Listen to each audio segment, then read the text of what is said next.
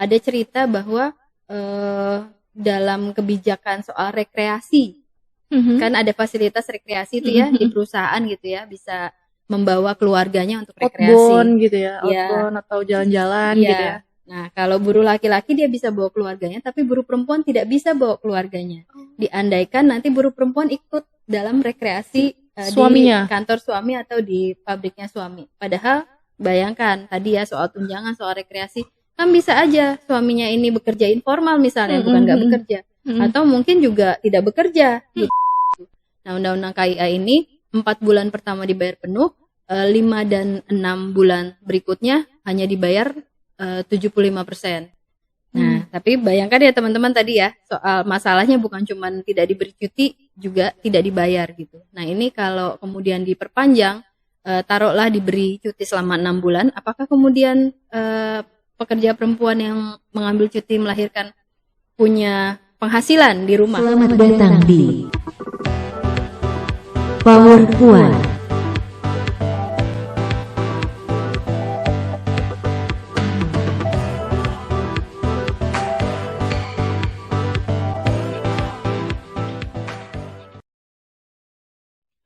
Hai Sobat Puan, kita ketemu lagi di podcast Power Puan bareng aku, Dede, dan juga aku nggak sendirian tentunya, sudah ditemani sama narasumber. Ini udah lirik-lirik narasumbernya yang pastinya udah oke, berpengalaman ya kan.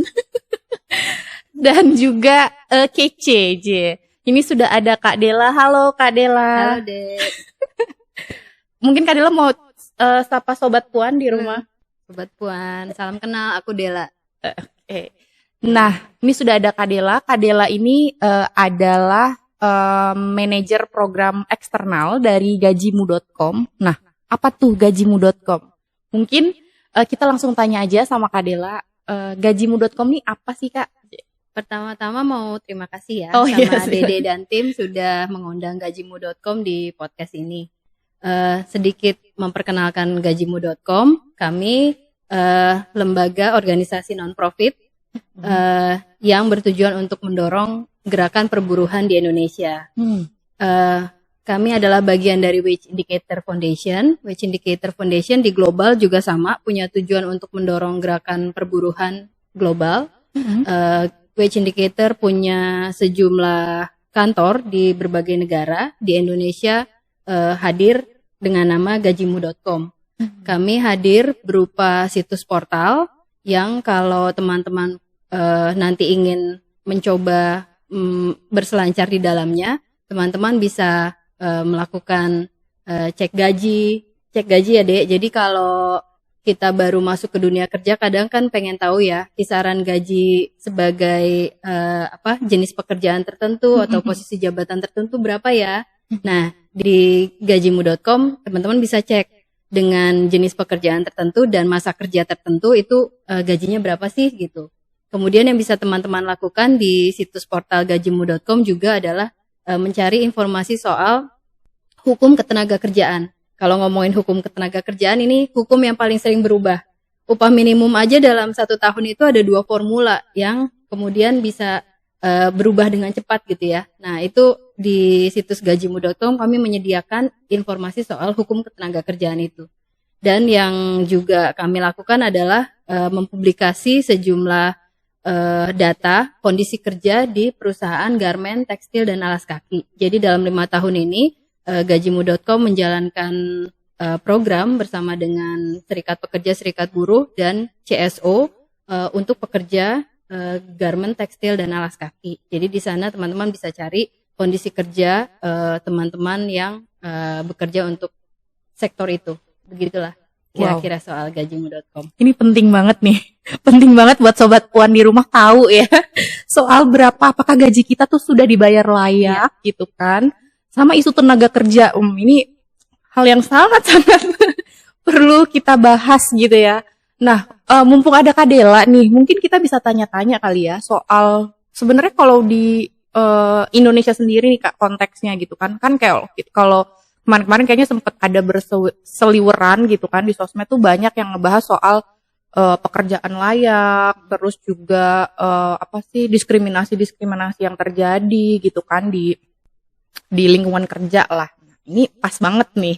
Mungkin Kak Dela juga bisa berbagi gitu kan. Kalau di Indonesia sendiri itu sebetulnya secara kebijakan tadi kan mungkin kebijakannya berubah-berubah gitu.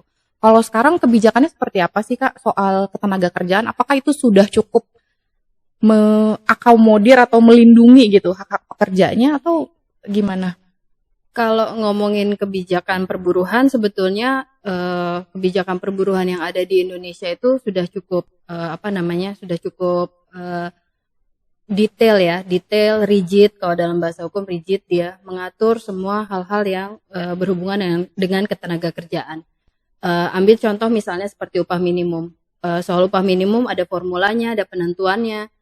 Kemudian di sana ada ketentuan, tidak ada satupun pekerja yang boleh dibayar di bawah upah minimum. Karena itu adalah upah paling minimal untuk pekerja bahkan yang punya masa kerja di bawah 1 tahun gitu. Tapi kemudian masih terjadi pelanggaran. Kalau terjadi pelanggaran pun di sana sudah diatur. Perusahaan harus bayar denda ke pekerjanya. Begitu juga perusahaan bisa dilaporkan oleh pekerjanya. Ada mekanisme untuk pelaporan. Ada sanksi pidananya berupa penjara juga pidana denda gitu ya. Tapi kemudian tetap ada pelanggaran gitu. Nah ini masalahnya sih kalau kami lihat ya. Jadi bukan cuma ketiadaan aturan. Mungkin ada aturan di luar upah minimum yang juga belum diatur secara detail, tapi ada pun yang sudah diatur secara detail, tidak ada pengawasannya, atau tidak ada yang memaksa perusahaan untuk benar-benar menjalankan si aturan-aturan tersebut. Jadi ada aturannya juga belum tentu berlaku, tidak ada aturannya apalagi. Nah, tadi yang Dedek bilang soal diskriminasi, ini termasuk aturannya seperti azas aja gitu, azas. Jadi tidak boleh terjadi diskriminasi di tempat kerja, bahwa semua pekerja harus bekerja secara layak. Kemudian juga perusahaan tidak boleh melakukan berbeda gitu ya dalam hal upah, jabatan dan posisi seorang pekerja di perusahaan. Semuanya udah ada azasnya, tapi ya tidak diatur secara detail. Ini bayangkan nih, aturan yang udah tertulis aja seperti itu, apalagi aturan yang sifatnya hanya azas gitu dan belum diatur secara detail atau rinci. Jadi sebetulnya pada akhirnya ini kebijakan tuh akhirnya kayak cuma nulis aja, tapi secara implementasi ternyata belum pernah adakah praktik baik lah misalnya dari implementasi ini. Sudah pernah ada perusahaannya disanksi atau semacamnya gitu Kak? Kalau ngomongin perusahaan yang disanksi, tentu ada gitu ya. Ketika upah minimum tidak dijalankan, jadi kalau di di perburuhan ada yang bersifat pidana misalnya yang tadi kita obrolin ya, ada sanksi pidana juga ada sanksi dendanya. Di kepolisian daerah tingkatan Polda itu ada namanya Des Perburuhan. Des Perburuhan di Polda yang kita bisa melaporkan tuh pidana-pidana perburuhan di situ. Pidana perburuhan tadi yang seperti aku bilang sampaikan, upah minimum. Begitu juga ketika kita tidak diberi cuti 3 bulan itu juga ada pidananya. Kemudian tidak dibayarkan selama cuti 3 bulan itu juga ada pidananya. Nah ini pidana-pidana seperti ini ada pelaporannya sebetulnya di Polda Metro Jaya. Kalau dalam pengalamanku mendampingi teman-teman serikat buruh, sudah ada laporan-laporan seperti ini. Laporan upah tidak dibayarkan, THR tidak dibayarkan, kemudian cuti hamilan tidak dibayar. Sudah ada laporan-laporannya, tapi kemudian hanya di tingkatan pelaporan, kemudian di tingkatan pengawasan. Jadi sebelum ke kepolisian itu ada dinas ketenagakerjaan yang harus mengawasi perusahaan-perusahaan yang melakukan pelanggaran. Jadi di tingkatan ini baru. Kalau yang kena pidana sih aku belum dengar informasinya ya, tapi dari dampinganku begitu deh. Jadi memang baru di tingkatan pengawasan sampai penindakan oleh pegawai pengawas di dinas ketenagakerjaan. Jadi sebetulnya kita sebagai pekerja itu punya hak juga dan bisa melaporkan ya ketika bisa ada hak-hak yang tidak dipenuhi gitu kan. Oke, menarik ya Sobat Puan di rumah. Mungkin Sobat Puan juga mau tahu nih, kalau misalnya pelaporan gitu berarti kita bisa langsung ke Polda aja gitu ya, atau ada nggak sih Kak lembaga-lembaga yang juga mendampingi, misalnya Gajimu juga adakah pendampingan untuk kasus ketenaga kerjaan seperti ini? Tidak, kalau Gajimu kami lebih ke advokasi kebijakan, bukan advokasi kasus. Ada, tapi kalau teman-teman mengalami hal-hal yang seperti saya bilang tadi, ada juga organisasi-organisasi, terutama lembaga bantuan hukum itu kan buat lembaga bantuan hukum, kasus-kasus perburuhan ini adalah kasus-kasus yang sangat penting untuk diadvokasi ya, karena terjadi pada satu pekerja, walaupun individual ya kasusnya, misalnya tidak dibayar upahnya tadi satu pekerja, tapi artinya bisa kena ke pekerja yang lain. Mungkin bukan pada saat itu, tapi pada saat nanti. Makanya kasus-kasus perburuhan ini disebut sebagai kasus yang penting ya, walaupun individual, tapi sebetulnya dia bersifat kolektif. Nah, oleh karena itu sebetulnya ada saluran yang bisa teman-teman ketika terjadi pelanggaran ketenagakerjaan, ada saluran yang bisa teman-teman coba adalah dengan advokasinya serikat pekerja, serikat buruh yang ada di perusahaan. Tapi sekali lagi, tidak semua perusahaan saat ini punya serikat pekerja, serikat buruh. Kalau di dalam data keberadaan serikat pekerja, serikat buruh di perusahaan sangat minim, 10% saja gitu. Di semua perusahaan yang banyak di Indonesia ini hanya 10%-nya. Padahal keberadaan serikat ini penting. Jadi bukan cuma advokasi kasus, yang didorong oleh Gajimu adalah supaya teman-teman serikat pekerja, serikat buruh ini ketika ada kasus gitu ya, dia tahu ada kasus, kemudian memang mengadvokasi kasusnya, tapi yang terpenting adalah membuat kebijakan untuk mencegah kasus-kasus yang serupa terjadi, yaitu dengan cara berunding dengan perusahaan dan kemudian membuat perjanjian kerja bersama. Jadi di perusahaan itu ada namanya perjanjian kerja bersama. Ini aturan yang bisa dibuat oleh manajemen perusahaan juga dengan serikat pekerja, serikat buruhnya. Jadi walaupun tidak ada di dalam aturan, tapi bisa diatur sendiri di perusahaan dalam perjanjian kerja bersama itu. Nah, PKB bahkan bisa membuat aturan-aturan yang tadinya ada di undang-undang tapi kurang rinci, akhirnya dirincikan di dalam PKB. Jadi ini manfaatnya sangat besar sekali si PKB ini.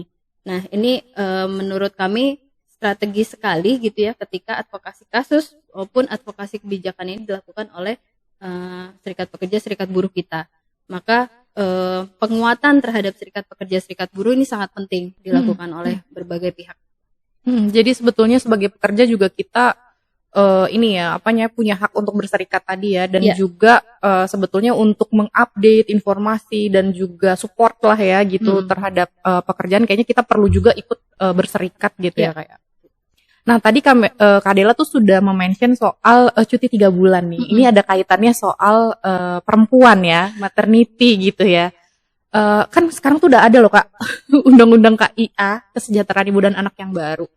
Kalau tadi Kak Dela bilang cuti 3 bulan dan sudah ada undang-undang yang baru sekarang, itu seperti apa? Ini hal baikkah atau sebetulnya yang dulu bagaimana implementasinya?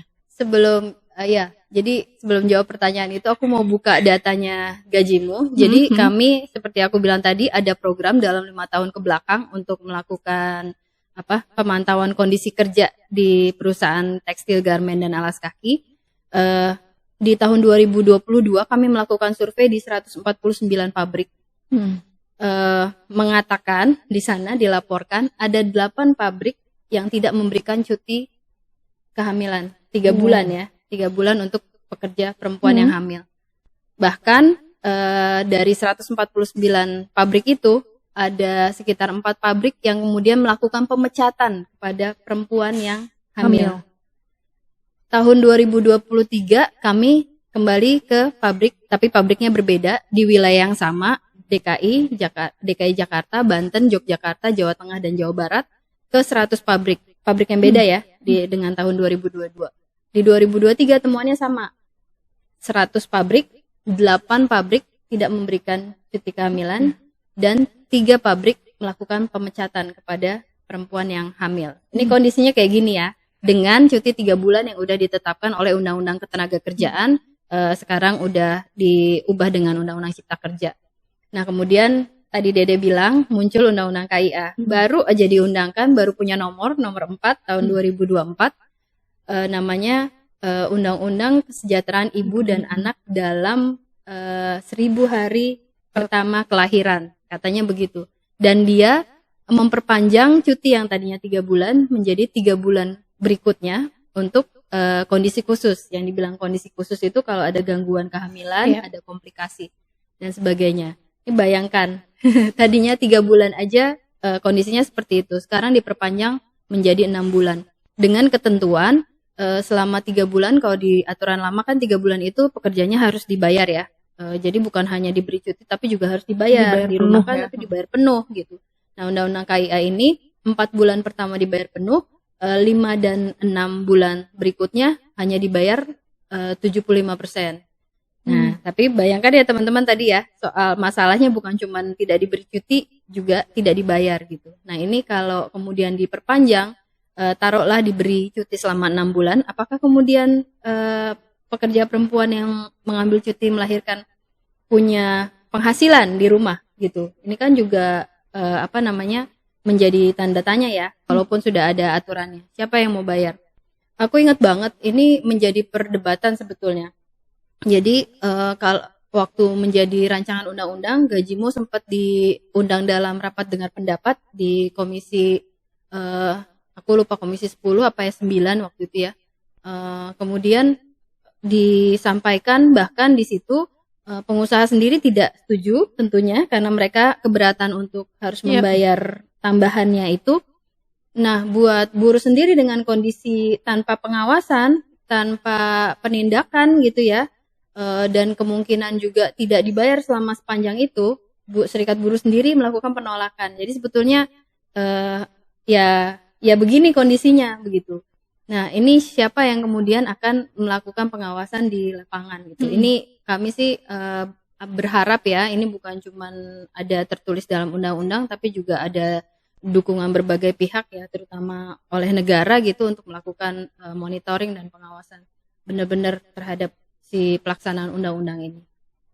Ini sebetulnya menakutkan ya untuk Sobat Puan mungkin di rumah juga, untuk kita semua perempuan yang bekerja gitu, ini sangat-sangat menakutkan dan sedikit menjadi ancaman, nggak sedikit malah besar ya Kak ya. Belum lagi kalau kita ngomongin ini loh Dek, ketika kita cuti melahirkan kembali ke pekerjaan, ini banyak cerita ya di pabrik-pabrik terutama, di kantor juga sebetulnya.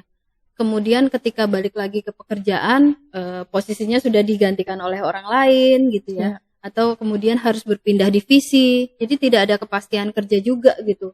Kemudian ketika kembali dari cuti melahirkan, menurut saya sih hal-hal yang kayak gini yang harusnya dipikirin oleh negara ya, untuk memastikan cuti kehamilan ini benar-benar tidak merugikan perempuan gitu. Iya, karena tadi ya, kalau perusahaan kan yang dicari adalah keuntungan gitu kan. Kalau misalnya perempuannya pun lama gitu kan, cuti selama 6 bulan gitu kan, tadi dengan kondisi tertentu gitu, dia kan harus mencari pengganti, tetap membayar penuh. Lalu juga ini juga jadi hal yang ancaman juga bahwa perusahaan akhirnya tidak mau mempekerjakan perempuan apalagi yang sudah menikah gitu, karena berpotensi hamil, melahirkan, cuti dan yang lain-lainnya gitu. Iya. Atau kemudian jadi larangan ya, ketika sudah diterima. Itu pernah pengalaman ya, aku menerima pengaduan gitu, bahkan di sebuah kantor lembaga negara loh. Kemudian sebelum dia jadi PNS, dia masih CPNS. Sepanjang jadi CPNS itu ada peraturan tidak tertulis tapi disebutkan kepada calon PNS-nya untuk tidak hamil selama menjadi CPNS. Itu menjadi penilaian ketika nanti dia mau naik jadi PNS. Oke. Lagi-lagi ya, perempuan lagi yang jadi korban. Dan sulit ternyata hidup jadi perempuan ini ya. Oke, tadi Kak Dela juga udah ini sih, cerita soal maternity ini, itu kan sebetulnya hal yang bagian atau salah satu hal yang mendiskriminasi perempuan gitu kan, termasuk kebijakannya sendiri gitu ya Kak gitu. Ada nggak sih Kak hal-hal lain yang mungkin Kak Dela bisa sharing soal ternyata diskriminasi gender itu juga tidak hanya di maternity aja. Ada nggak hal lain yang mungkin soal diskriminasi terhadap gender ya, terutama di lingkungan pekerjaan? Yang paling mengemuka itu posisi dan jabatan ya. Jadi tadi seperti aku bilang, sebetulnya kalau kekerasan di tempat kerja ini kan ada yang berupa pelanggaran hak kerja, tapi ada juga yang berupa diskriminasi atau perlakuan tidak adil. Nah, ini di perlakuan tidak adil ini yang paling banyak terjadi adalah soal penempatan perempuan pada posisi dan jabatan tertentu. Jadi dia bisa seperti yang aku bilang tadi, gajimu banyak bekerja saat ini pada sektor tekstil, garmen, dan alas kaki. Kalau dalam data sih sebetulnya perempuan yang bekerja pada sektor ini sekitar 60%. Tapi ada terutama di perusahaan-perusahaan sektor garmen ya. Kalau tekstil biasanya mayoritas laki-laki. Garmen itu ada satu perusahaan yang bisa sampai 80%-nya adalah perempuan. Mayoritas sekali kan ya, 80%-nya. Tapi kemudian kalau kita ngelihat dalam posisi dan jabatannya segitu banyak perempuan, tapi kemudian yang diambil sebagai kepala bagian atau line, kalau teman-teman menjahit itu pasti ada kepala lainnya satu. Jadi satu line itu jahit semua, tapi ada kepala lainnya. Nah, itu juga biasa laki-laki. Jangankan pada bagian kerja, pada kepengurusan serikat pekerja, serikat buruh saja gitu. Kita lihat gitu ya, di perusahaan yang 80%, 90% mayoritas perempuan. Tapi begitu ngelihat struktur kepengurusan serikat pekerja, serikat buruhnya, laki-laki semua. Walaupun ditempatkan perempuan itu biasanya pada komite perempuan atau pada jabatan-jabatan yang bilangnya itu membutuhkan ketelitian, bendaharanya, sekretaris, penulis dan sebagainya gitu, asistennya gitu. Nah, itu yang terjadi ya pada posisi dan jabatan. Begitu juga yang paling mengemuka adalah kekerasan ekonomi ya, yang didiskriminasi dan atau perlakuan tidak adil ini, kekerasan ekonomi yang mengemuka. Misalnya pada tunjangan gitu. Tadi kan kita ngomongin jabatan udah pasti berhubungan langsung sama sejumlah tunjangan dan kompensasi yang harus diterima oleh pekerja. Nah, ketika dia jabatannya menjadi jabatan rendah, tentu aja dengan kompensasi yang rendah. Nah, di tunjangan ini biasa ada tunjangan keluarga, salah satunya begitu. Nah, buruh perempuan ini dianggap dia punya suami yang juga bekerja, yang di kantornya itu atau di pabriknya itu pasti mendapatkan tunjangan keluarga. Jadi nggak perlu lagi si perempuan mendapatkan tunjangan keluarga gitu. Jadi ada di beberapa tempat yang kami lakukan pemantauan, itu tidak memberikan tunjangan keluarga untuk buruh perempuan. Hanya untuk buruh laki-lakinya. Di masalah yang paling sebetulnya bisa dihindari misalnya ya, kalau tunjangan itu tadi berhubungan sama langsung dengan dengan finansial perusahaan ya. Ada juga masih berhubungan sama finansial perusahaan, tapi sebetulnya bisa dihindari. Ada cerita bahwa dalam kebijakan soal rekreasi, kan ada fasilitas rekreasi itu ya di perusahaan gitu ya, bisa membawa keluarganya untuk rekreasi. Outbound gitu ya, outbound atau jalan-jalan gitu ya. Nah, kalau buruh laki-laki dia bisa bawa keluarganya, tapi buruh perempuan tidak bisa bawa keluarganya. Diandaikan nanti buruh perempuan ikut dalam rekreasi suaminya, di kantor suami atau di pabriknya suami. Padahal bayangkan tadi ya soal tunjangan, soal rekreasi, kan bisa aja suaminya ini bekerja informal misalnya, bukan nggak bekerja. Atau mungkin juga tidak bekerja gitu. Jadi semuanya hanya mengandaikan kalau perempuan ini adalah pekerja tambahan, sementara laki-laki itu adalah pekerja utama, tulang punggung keluarga. Maka segala tunjangan, segala fasilitas harus diberikan kepada dia, tapi tidak kepada buruh perempuan. Nah, di tataran negara pun melakukan hal yang sama, Dek, bukan cuma di tataran perusahaan. Ini soal potongan pajak, pajak penghasilan PPH. Jadi buruh perempuan itu dianggap lajang, kemudian punya potongan pajak yang cukup tinggi daripada buruh laki-laki yang berkeluarga. Karena kalau dia buruh laki-laki berkeluarga dianggapnya punya sejumlah tanggungan, jadi potongan pajaknya rendah daripada buruh perempuan yang dianggapnya dipotong pajaknya di penghasilannya suami. Lagi-lagi begitu ya. Nah, bahkan di aturannya, walaupun kemudian waktu pernah mendengar gitu ya, sejumlah orang melakukan gugatan pada aturan negara ini. Kemudian yang berwenang bilang, ya itu karena undang-undang perkawinan kita sendiri mengatakan seperti itu. Suami adalah kepala rumah tangga dan istri adalah ibu rumah tangga gitu. Jadi Itu yang mendasari penghitungan mereka. Selain itu juga dikatakan bahwa ya kan ada ayat selanjutnya yang bilang di aturan itu yang bilang ya kalau misalnya suami istri adalah si perempuan ini adalah tulang punggung keluarga, ya dia harus melapor bahwa dia tulang punggung keluarga. Tapi kemudian ini kan jadi belibet ya. Jadi di sebuah kawasan Berikat Nusantara di Cakung gitu ya. Saya pernah dengar ceritanya gitu ya. Ada seorang buruh perempuan yang kemudian karena suaminya tidak bekerja, dia mau coba untuk pakai ayat itu bahwa saya bisa melaporkan sebagai tulang punggung keluarga dengan cara melapor. Itu dia cara melapornya adalah lewat RT, RW, kelurahan. Bayangkan. Lagi. Dan dia bilang ini seperti saya kok seperti sedang membuka aib keluarga ya dengan mengatakan suami tidak bekerja.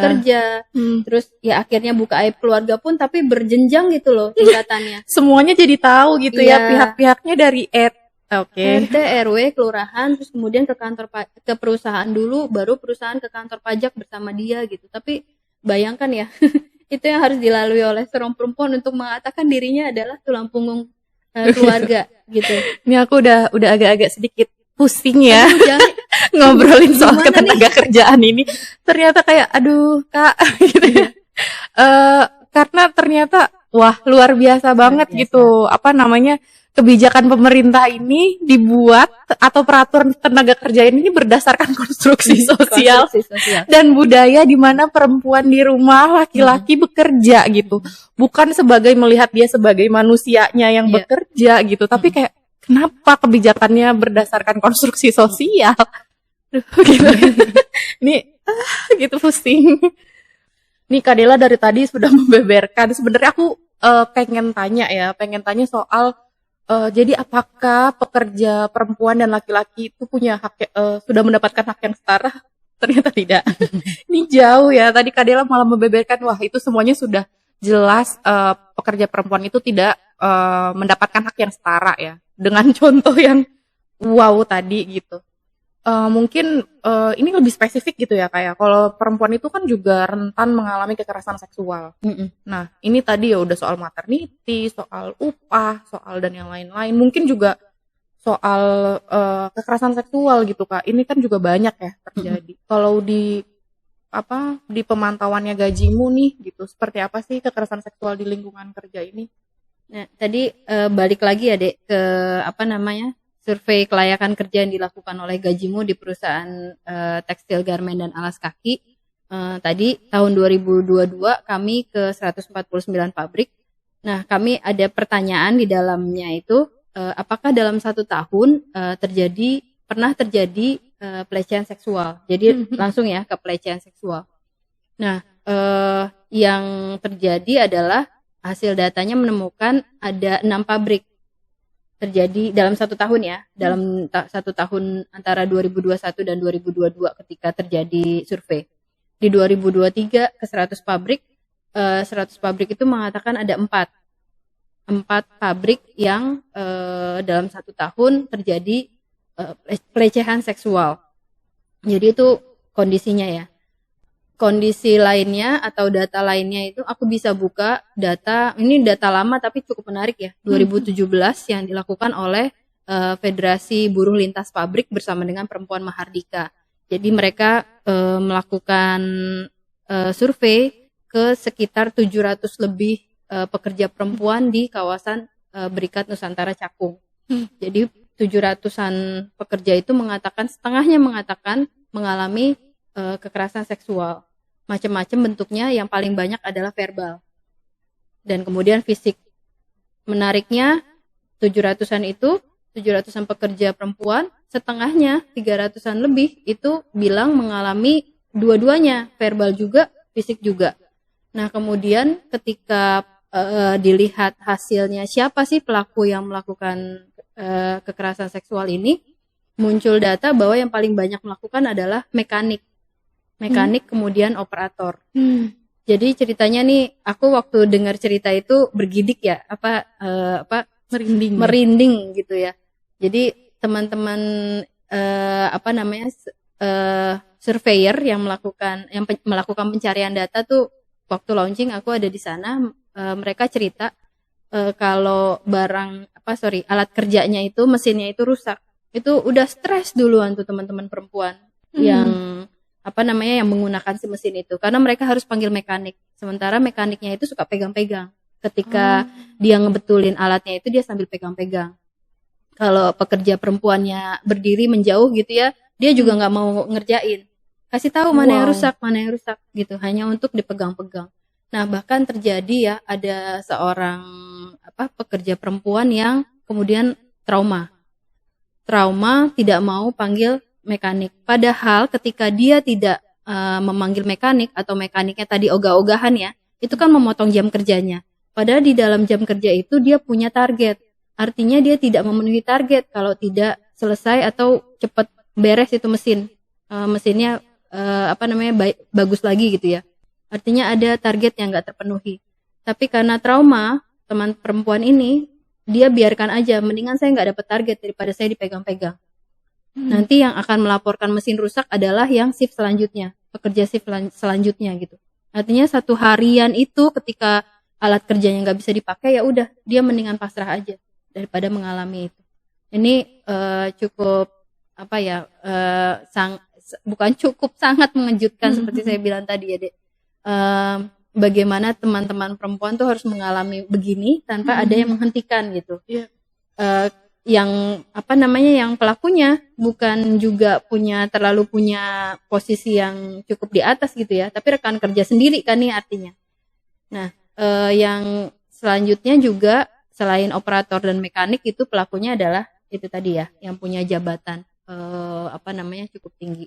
Jadi memang kondisinya kekerasan seksual di tempat kerja, di lingkungan kerja ya masih terjadi, masih seperti inilah gitu. Ini cerita yang aku dengernya juga ini ya, selain marah juga sedih gitu kan, karena perempuan diposisikan di dalam perusahaan pun di posisinya rendah gitu, dan rentan mengalami kekerasan, dan sangat-sangat mudah sekali gitu kan mendapatkan kekerasan seksual, bahkan untuk teman sendiri, apalagi sama yang jabatannya lebih tinggi ya kayak. Apalagi yang jabatannya lebih tinggi.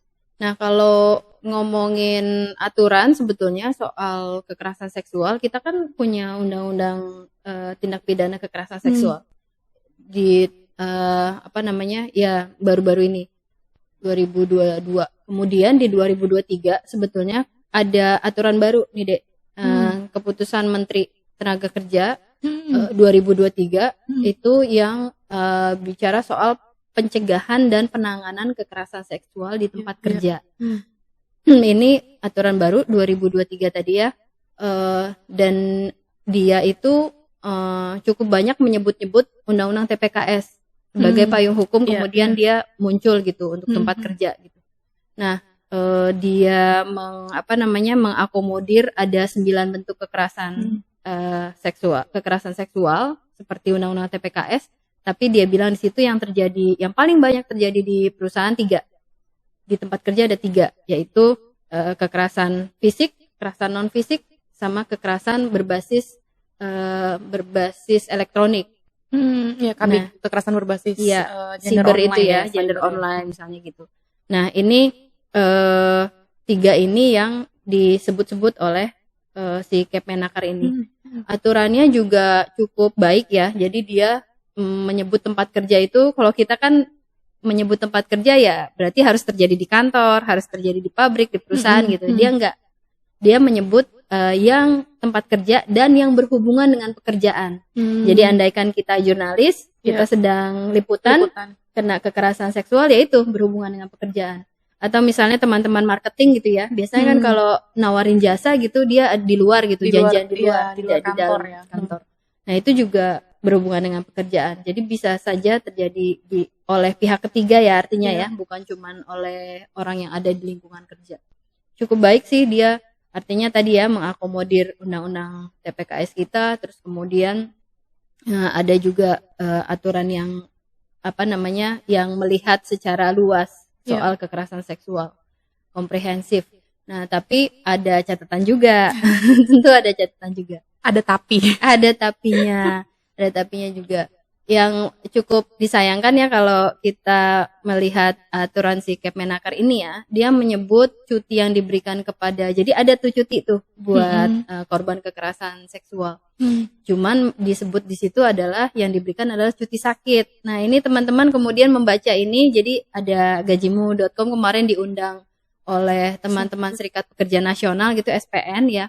Kemudian kami coba untuk buka si Kepmenaker ini. Teman-teman bilang, Mbak, kalau saya dibilang mendapat cuti sakit, itu cuti sakit juga penilaian loh. Nanti untuk naik jabatan sebagainya itu dilihat cuti sakit. Kalau saya dapat harus mengambil cutinya itu adalah cuti sakit, artinya nanti ada berhubungan sama penilaian gitu.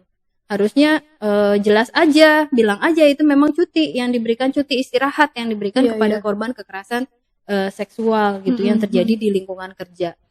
Nah, yang kedua ada lagi masalah pada pembentukan Satgas. Jadi Kepmenaker ini menyebut di perusahaan-perusahaan nanti wajib ya, di perusahaan-perusahaan itu wajib punya satuan tugas untuk pencegahan dan penanganan kekerasan seksual di tempat kerja.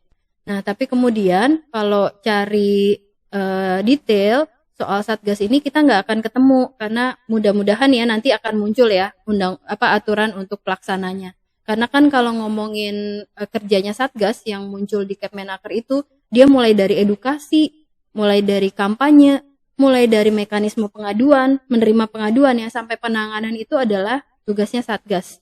Tapi bagaimana kita memastikan orang-orang yang ada di Satgas ini benar-benar orang yang pas gitu, orang-orang yang pas, orang-orang yang punya kapasitas gitu. Bagaimana dengan pelatihannya? Kan kita tahu ya penerima pengaduan tuh nggak sembarangan. Ya, lagi-lagi. Iya, untuk tahu rekrutmennya juga harus ketat. Tapi di situ kan tidak mengatur soal itu. Jadi di situ bilangnya ya, jadi kalau di perusahaan tuh biasanya ada lembaga kerjasama bipartitnya, LKS bipartit. Orang-orang dari perusahaan, perwakilan perusahaan sama perwakilan buruh itulah di LKS bipartit yang akan jadi anggota Satgas. Kita nggak tahu orangnya seperti apa. Jangan-jangan juga pernah jadi pelaku kekerasan seksual gitu. Juga bagaimana mereka diberi peningkatan kapasitas ya untuk jadi seorang penerima pengaduan sampai menangani, sampai memberi edukasi gitu.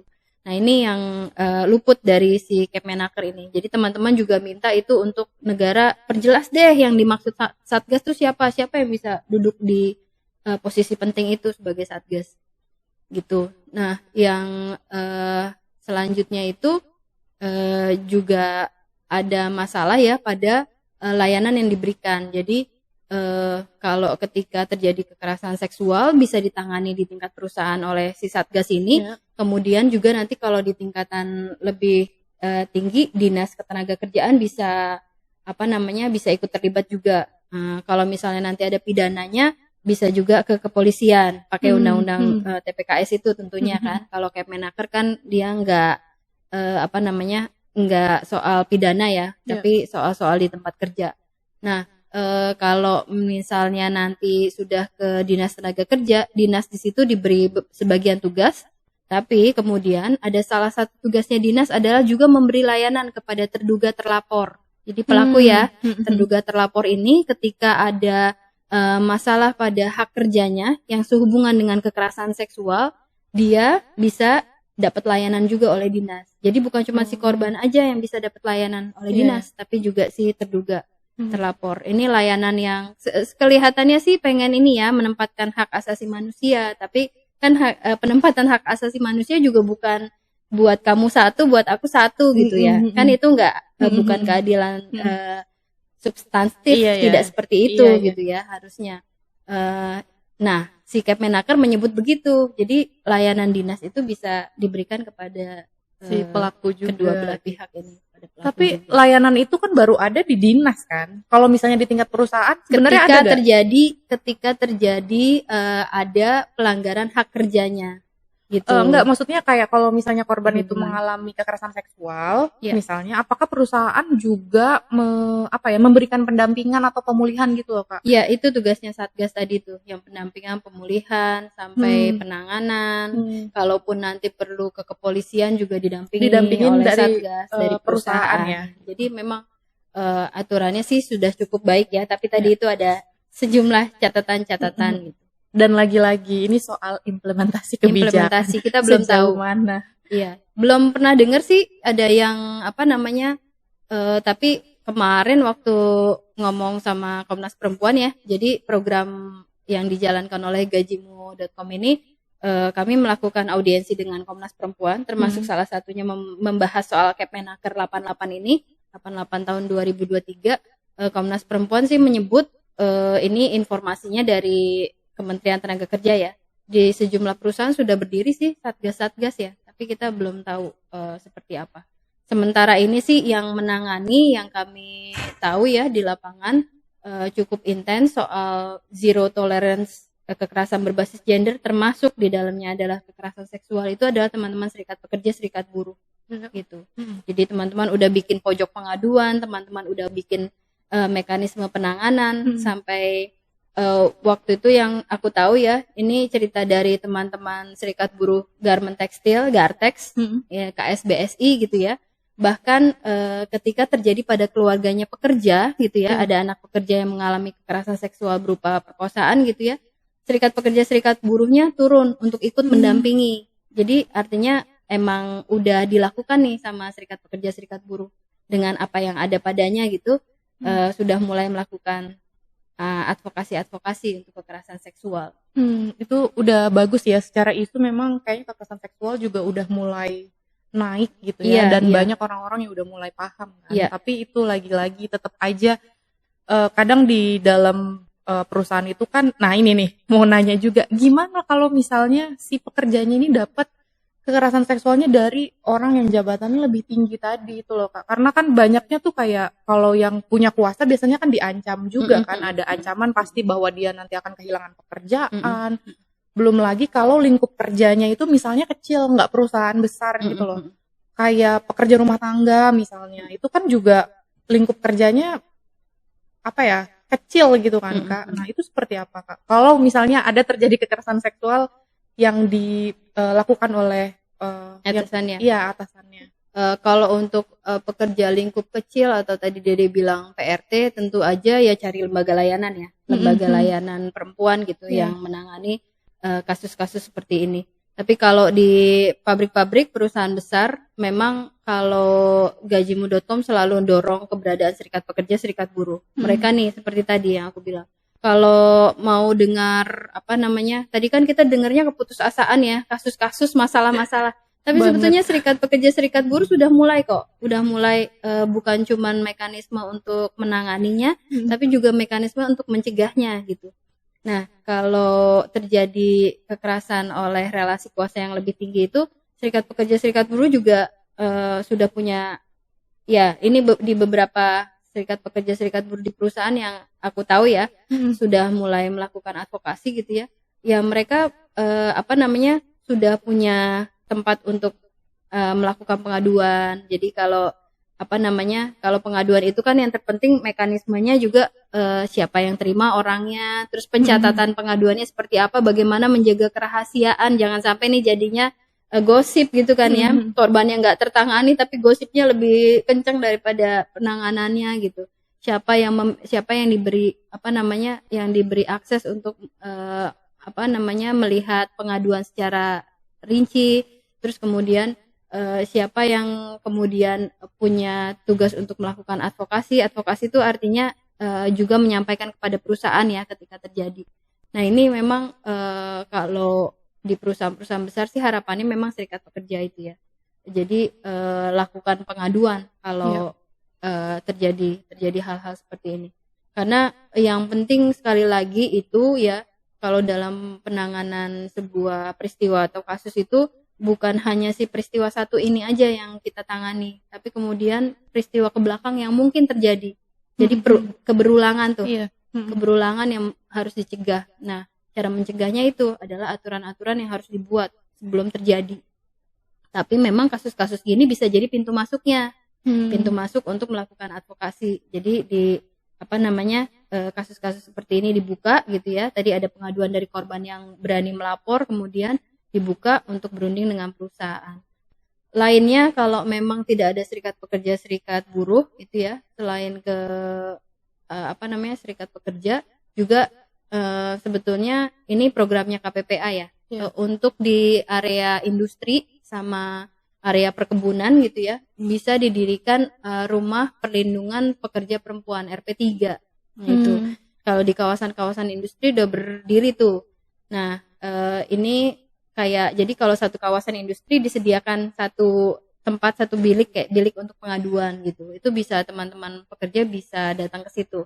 Karena mereka ini di bawah KPPA tadi Adik ya. Mereka ini kemudian punya nyambung dengan layanan yang ada di dinas PPA, PPA setempat gitu. Jadinya bisa akses untuk akses medis misalnya, ya kan, akses untuk psikologis, untuk hukumnya, untuk rumah amannya, satu pintu udah ada di situ. Jadi ini juga bisa dimanfaatin tuh Dek.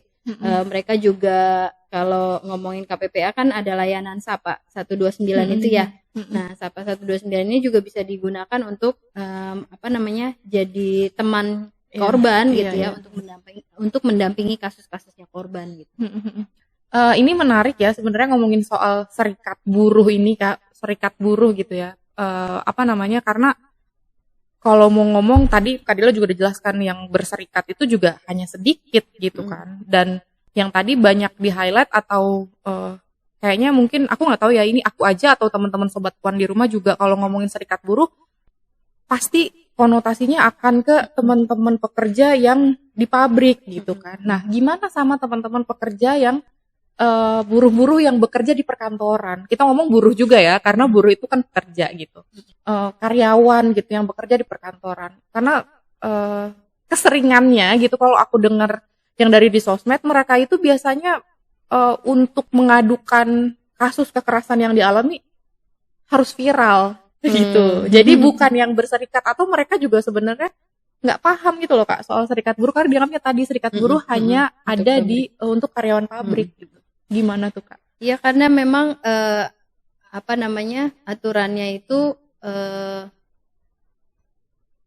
bilang kalau pekerja di satu perusahaan dengan minimal 10 orang saja bisa mendirikan serikat pekerja, serikat buruh. Artinya kalau di kantoran, di gedung-gedung itu kan 10 adalah ya, atau di startup yang kecil bahkan itu juga ada lah, 10 orang mah ada gitu, harusnya bisa mendirikan serikat pekerja, serikat buruh. Tapi masih belum populer Dek, karena menganggapnya serikat pekerja, serikat buruh ini fungsinya belum dipahami benar-benar gitu. Padahal kemudian kalau kita lihat ya, punya fungsi yang besar tadi ya, punya fungsi yang banyak. Nah, ini kekuatan kolektifnya serikat pekerja, serikat buruh ini sebetulnya ya, ini bisa jadi jawaban untuk perjanjian-perjanjian kerja individual, perseorangan. Kalau kita kan mau kerja biasanya kita masuk sendiri ke ke kantornya HRD gitu ya. Kita ngomong sendiri dengan HRD. Jadi individu ketemu dengan memang gitu. Individu tapi dia perusahaan nih, wajahnya perusahaan gitu. Tapi kita sebagai individu. Nah, serikat buruh sebetulnya berfungsi seperti itu untuk menghindari yang individualisme ini, yang sifatnya individual, tidak punya cukup daya tawar gitu ya, menaikkan daya tawarnya individual dengan cara kolektif. Jadi ngomong atas nama kolektif, bersama-sama gitu, nggak sendiri-sendiri.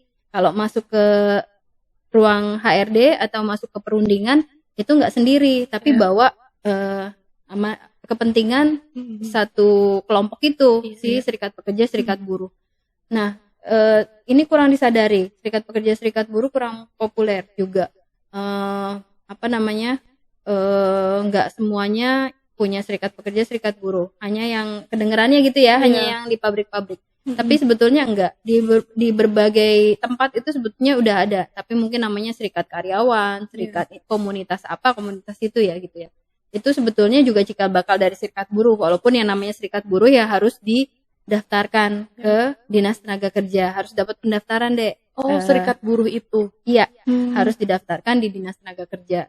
Jadi dia bisa berbentuk, nanti dia bisa juga bergabung gitu ya, serikat pekerja satu perusahaan bisa bergabung afiliasinya ke nasional, ada dengan federasi apa gitu ya. Ada dengan konfederasi apa gitu. Atau ada juga yang ada di internasional gitu, bisa bergabung nih, bergabung. Misalnya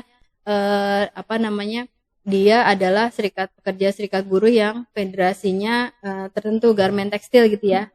Nanti bisa ketemu dengan afiliasi internasional yang sama-sama mengerjakan brand tertentu. Solidaritasnya bisa muncul tuh karena dia sama-sama mengerjakan satu brand gitu ya, satu merek tertentu gitu. Nah ini sebetulnya kekuatan kolektifnya tadi ya, tambah besar sampai ke internasional gitu.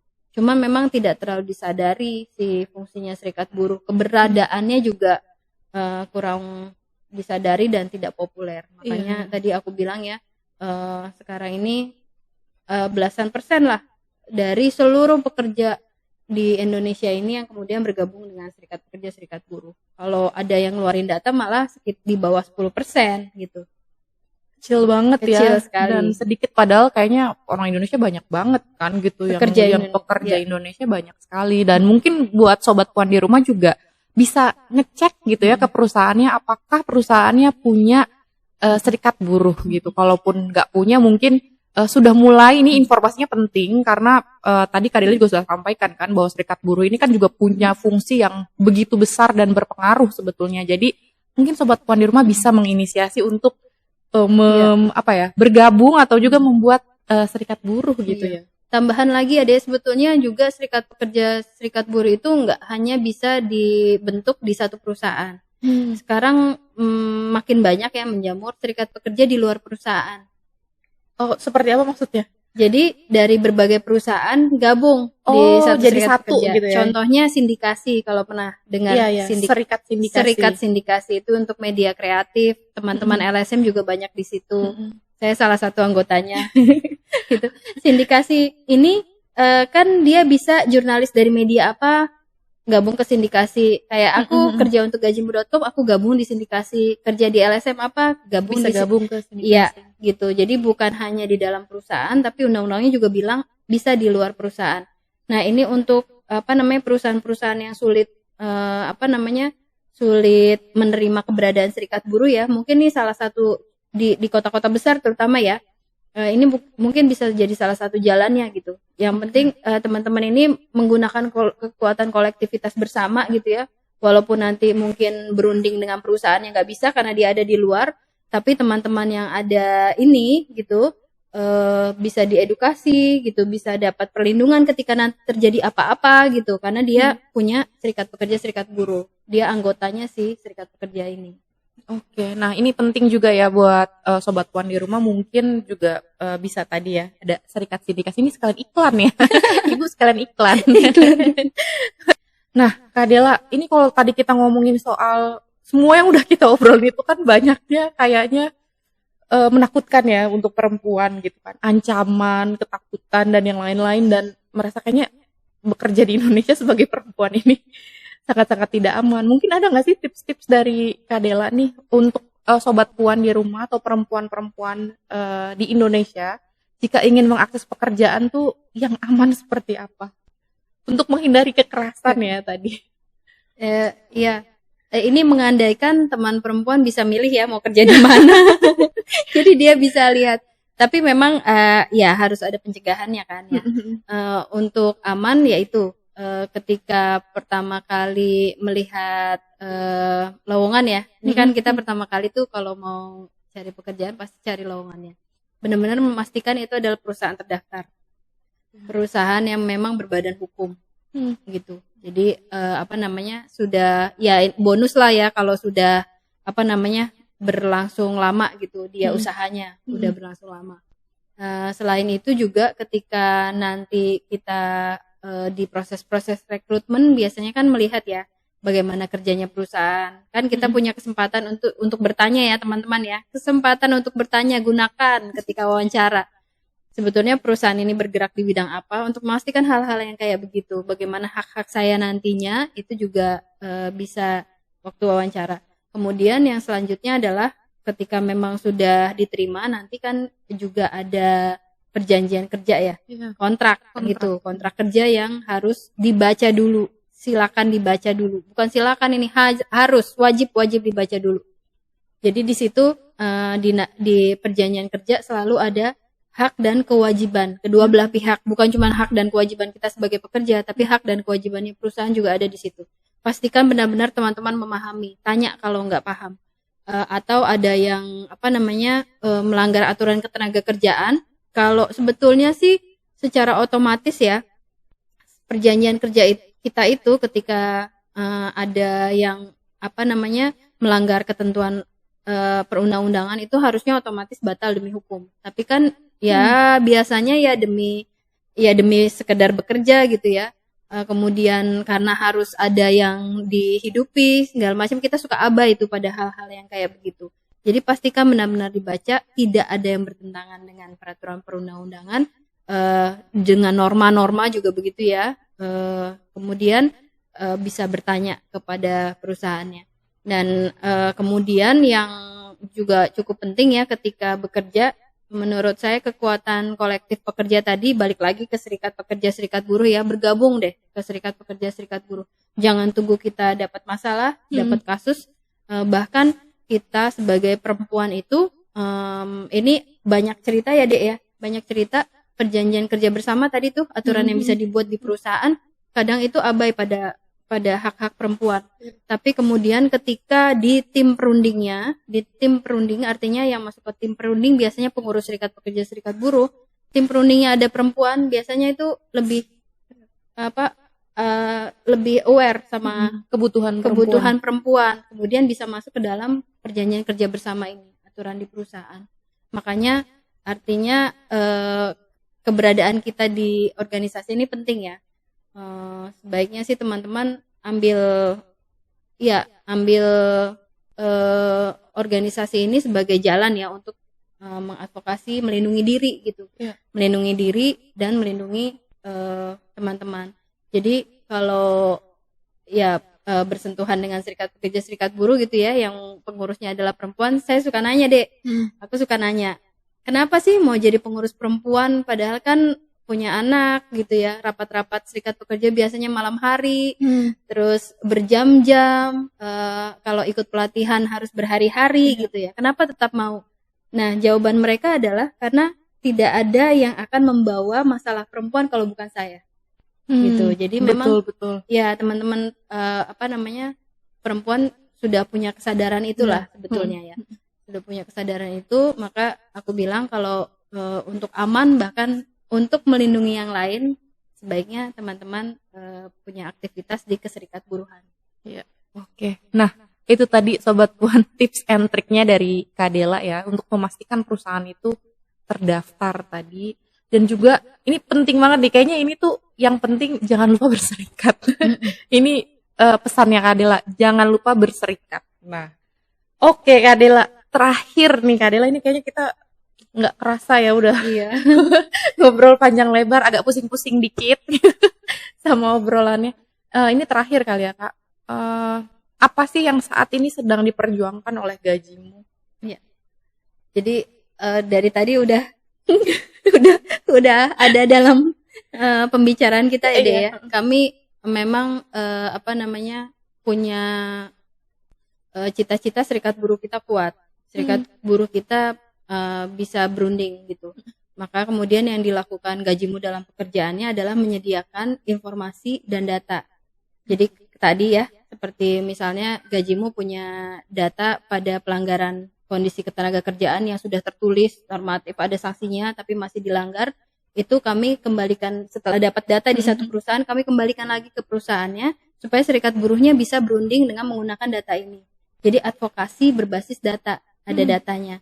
Terus kemudian juga di tingkatan nasional ya, bukan cuma di tingkatan pabrik, kami juga punya sejumlah data misalnya soal kesenjangan upah. Tadi kita ngomongin kesenjangan upah, saya lupa untuk menyampaikan data ini. Kalau temuan di Gajimu di tahun 2022 ada 19% kesenjangan upah, gap upah antara laki-laki dan perempuan pada posisi kerja yang sama. Jadi posisinya sama-sama sewing misalnya, sama-sama menjahit pakaian jadi, tapi laki-laki lebih tinggi daripada perempuan. Sama-sama engineering, tapi beda upahnya. Ada gap 19%. Di tahun 2023 berkurang sekitar 2,5%, tapi artinya masih ada gitu, bukan tidak ada ya. Kesenjangannya masih tetap ada. Makanya kami berharap data-data ini bisa digunakan oleh serikat pekerja, serikat buruh, juga oleh berbagai pihak untuk melakukan advokasi gitu ya, supaya kondisi kerja pekerja ini lebih baik ke depan gitu. Itu perjuangan ya yang dilakukan oleh Gajimu dengan pekerjaannya. Dan itu akan jadi perjuangan yang panjang ya. Iya, pasti. Tapi kan kita bersama-sama ya. Iya. Nah, itu tadi ya. Semoga ke depannya nih harapannya di pemerintah baru nih Kak, pemerintahan baru, semoga tadi ya implementasi kebijakan yang sudah ada bisa dilaksanakan dengan baik ya. Oke Kak Dela, terima kasih banyak sudah hadir di podcast Power Puan. Nah Sobat Puan, itu tadi obrolan-obrolan terkait tenaga kerjaan dan juga perlindungan pekerja. Terima kasih banyak sudah menonton podcast hari ini. Dan kalau Sobat Puan ada pertanyaan, boleh sekali bisa taruh pertanyaannya di komen, atau kalau Sobat Puan juga mau memberikan tanggapan juga bisa, dan Sobat Puan juga bisa memberikan rekomendasi kira-kira obrolan atau topik bahasan selanjutnya itu apa ya yang seru atau Sobat Puan ingin tahu. Jangan lupa untuk follow semua sosmednya YKP dan juga gajimu.com. Nah, ini kita tulis ini informasinya. Terima kasih banyak, sampai ketemu lagi di episode selanjutnya. Bye bye.